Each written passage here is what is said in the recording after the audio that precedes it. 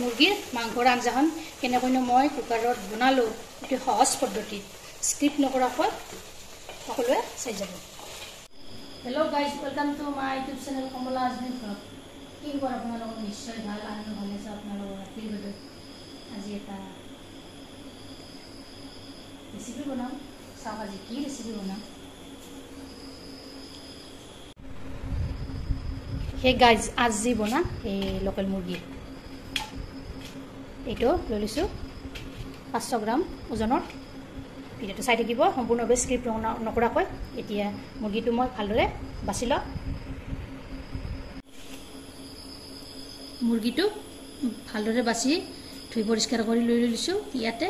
তাৰপিছত আলু লৈছোঁ 3টা সৰু সৰু চাইজৰ, আদা নহৰুৰ পেষ্ট, পিঁয়াজ 2টা কাটি লৈছোঁ, এয়া লং, ইলাচি, ডালচেনি। এতিয়া বনাম, চাই থাকিব ভিডিঅ'টো। আজি বনাম মই কুকাৰত মুৰ্গীৰ মাংস। ইয়াৰ কাৰণে কুকাৰটোত মই ইতিমধ্যে তেল গৰম হ'বলৈ দি দিছোঁ। ইয়াতে এতিয়া তেজপাত কেইটা দি দিলোঁ, তাৰপিছত লং, ইলাচি, ডালচেনি কেইটা ইয়াতে দি দিলোঁ।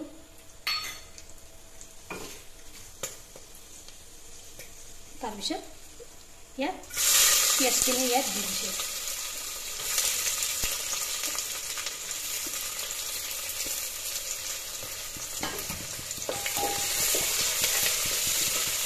এইখিনি অলপ লৰাই ল'লোঁ। তাৰপিছত ইয়াতে দি আদা নহৰুৰ পেষ্টটো,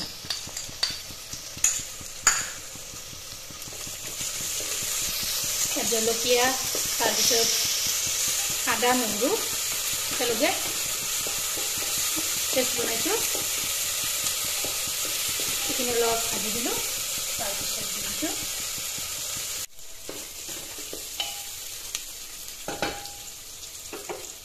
ইয়াতে এতিয়া মাংসখিনি দি দিলোঁ।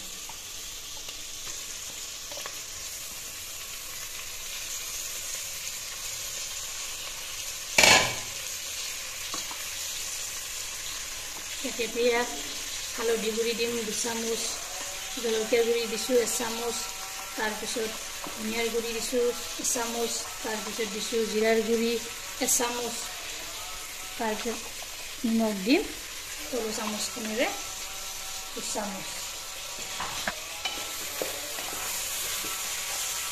এইখিনি এতিয়া ভালদৰে ভাজি ল'ম মই। যেতিয়ালৈকে মাংসৰ পৰা পানী নোলায় তেতিয়ালৈকে মাংসখিনি ভাজি।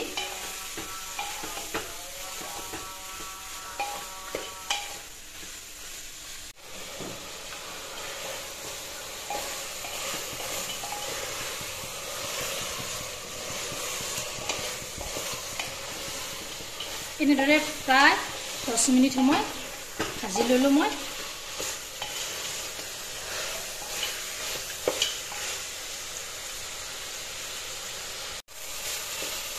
মাংসখিনি এয়া ভজা হৈ গ'ল।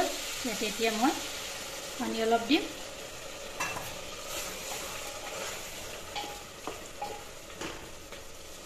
তাৰপিছত দি দিম আলুখিনি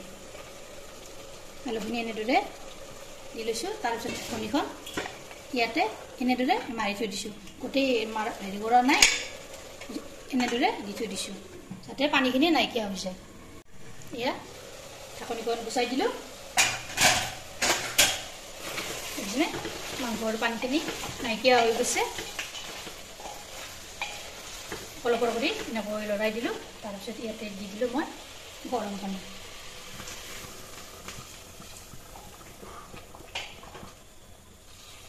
যিহেতু অলপ জোল বনাম গতিকে পানী অলপ দি দিছোঁ। অলপ কৰি এনেকৈ লৰাই দিছোঁ। তাৰপিছত এতিয়া মই ঢাকনিখন ভালদৰে মাৰি দিম। মাত্ৰ 2টা চিটি মাৰিম।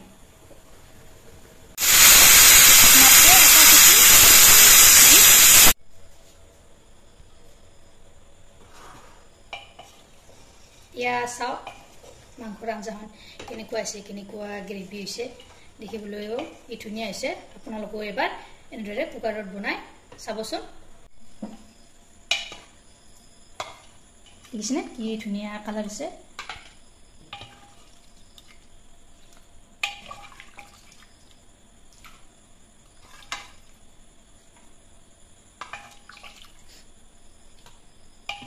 খুন্দে এখানে কাটি দিম ধুনীয়া হৈছে